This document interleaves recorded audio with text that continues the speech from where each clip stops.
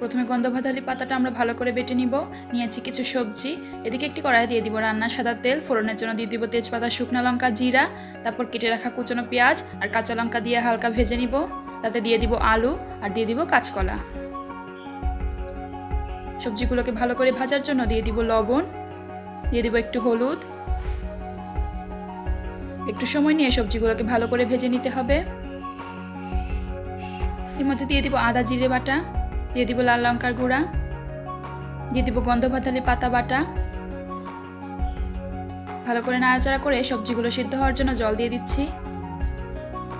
ঢাকা দিয়ে দিব 8 মিনিটের জন্য। 8 মিনিট পর ঢাকা তুলে নিয়েছি। নামানোর আগে দিয়ে দিব জিরে ধনে বাটা, দিয়ে দিব 1 চামচ পরিমাণ ঘি।